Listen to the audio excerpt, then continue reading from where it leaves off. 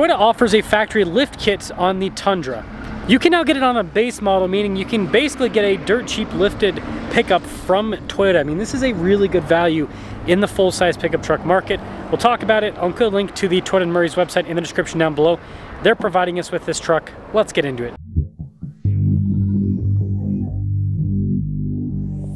So from my understanding, you can get this lift package on pretty much every single Tundra. I don't think it's available on the TRD Pro because it has special suspension, but every other Tundra, it looks like this lift kit is available. So the truck that we have right here is an SR5, which is pretty much baseline for the new Tundra. And that's why it's got the more basic wheels, and then you can see the more basic trim on the mirror caps and the door handles. And this one actually has a bed that's over 6 feet in length. So it definitely gives it an interesting appearance because you've got the lift, plus you have that longer bed in the back with the full crew cab. But anyways, here's that TRD lift kit. It's 3-inch and it is full factory, right? This is covered under the warranty.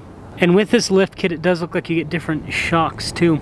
Now you guys probably already saw, but yeah, it does look dorky with the tire and wheel setup from the factory, but again, they kind of expect you to modify this. And with all the space in the wheel well with the new Tundras, you could for sure fit 34s. You probably would even be able to fit 35s, maybe 37s, but for sure 35s I'd say. You can imagine you just throw some TRD wheels on this and 35s, that would be a great looking pickup.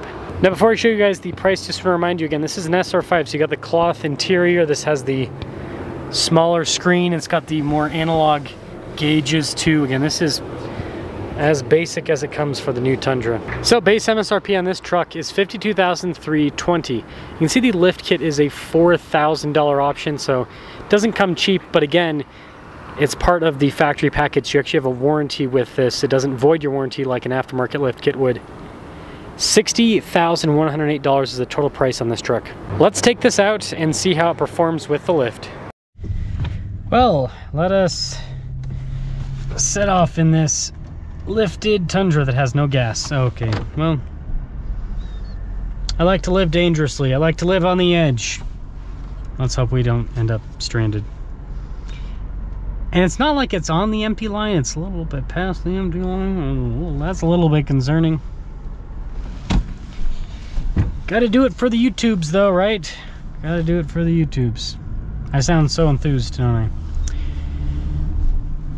I think that Toyota's genius for offering this though, by the way.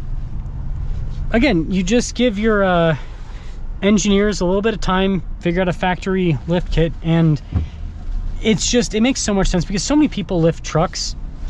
And so this gives Toyota an opportunity to make a little bit more money, and then, oh, yeah, this is less than a mile.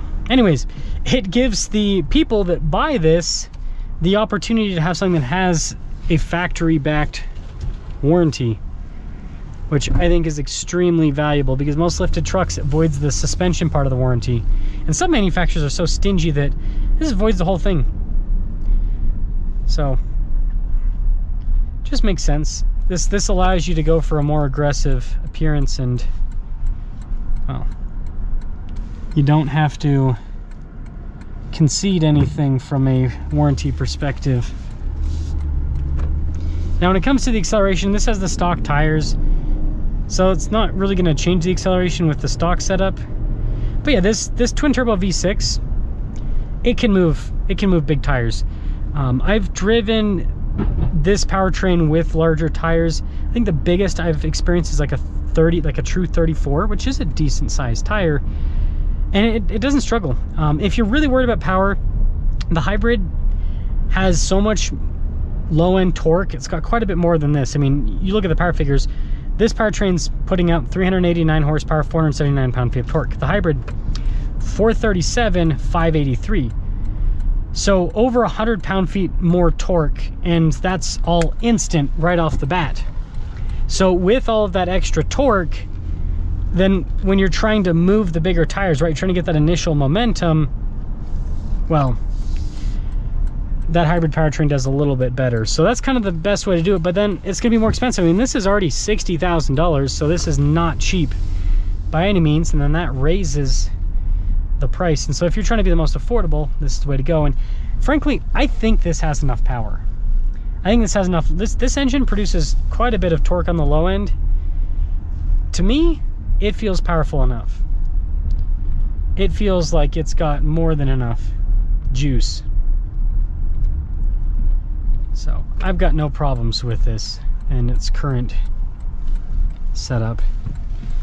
And when it comes to the ride quality, this drives well. Like, it's not as comfortable as stock, right? You're changing everything when you lift a vehicle with independent suspension 3 inches. That's pretty big. But it's comfortable enough. And if you add large tires to this, again, so you can't, if you do the Brodozer thing with the big wheels, yeah, it's gonna drive like pretty rough. But if you don't do Brodozer and you add 17 or 18 inch wheel and then a 34, 35, again, I think you can maybe fit a 37. You might have to do some cutting, but you add that bigger tire, so you've got lots of sidewall. That'll add enough cushion that this would drive just as well as stock, as long as you pick a soft all-terrain tire, right? If you do something that's super aggressive, like a full-on mud terrain, then yeah, you know, it's gonna be choppier. But if you do a nice soft all-terrain, then, you know, like BFG, those tires, people always get mad at me for calling BFGs soft, but they are kind of softer. Those tires, they feel a little bit more rugged, a little bit rougher compared to a street tire, but it's not that big of a difference. So you do that, and then you know, if you're really worried about ride quality, then lower PSI. But typically my recommendation with lifted vehicles and just big tires in general is on road, it actually is better to run higher PSI, not super high. Like, for example, my Land Cruiser that I'm driving today, that's on tires that are about 32.5 inches tall, a little bit more than that, I'm running like mid 40s right now with the PSI. When I take my Land Cruiser off-road, I'm running like 17. So, you know, that gives you quite a bit of that range. I would never do 17 on road, but 45 on road, and then if you take it off-road, you go down, then it gives you a really, in my opinion, great ownership experience where you still get good fuel economy on road for having bigger tires. And then you also get lots of comfort off-road. And if you have big tires on this new Tundra, yeah, plenty of comfort. I mean, you have so much squish in the sidewall and everything that, yeah, it is literally the definition of ride quality and comfort. So, let me know your thoughts on this factory lift package. I know I've reviewed it before, but I thought it'd be cool to show you guys the fact that you can get this in a base model truck now. You don't have to get a, you know, limited or a platinum, because that's usually, like, most of the trucks that are reviewed this package have been 1794 or platinum or limited, whereas an SR5, I mean, this is as affordable as it gets. And it looks like, from my understanding, it's an a la carte option. So I think, like, this, if I were to like spec things out myself, I mean, it's tough, but I'd probably do an SR5 with the upgraded interior, because I do like these cloth seats. I just don't think they're going to be as durable long-term as the fake leather that you can get the Tundra. The fake leather just seems to be a little bit of a nicer, more durable material. But where I'm going with this is, I think that, yeah, SR5 with the upgraded interior and this lift package, and then you just put some Tier D wheels on this. Those are 18 inches in diameter. Man, this is tight. Good thing we got parking sensors. Yeah, 18 inches in diameter, and then you do, if you're looking for like fuel economy, I think 34s are the sweet spot. And they'd still look good. And you could do that on a stock Tundra, like I said. But if you did like, I guess these would technically be closer to a 35. But if you did a 285 by 75 by 18, that's like a 34.7 if I remember right. So almost a 35, but it's a narrower tire. You're not gonna have a crazy offset, so it's gonna look pretty flush, which great for rock chips on the body, right? You always gotta remember that when you do too much negative offset, then you get rock chips, rock spray, mud spray, all that. But nice offset with the Tier D wheels, and then you'd have plenty of sidewall with that tire. That'd be a great looking tire on this truck. That's what I would do. BFG KO3 285 by 75 by 18. Sign me up. Let me know your thoughts.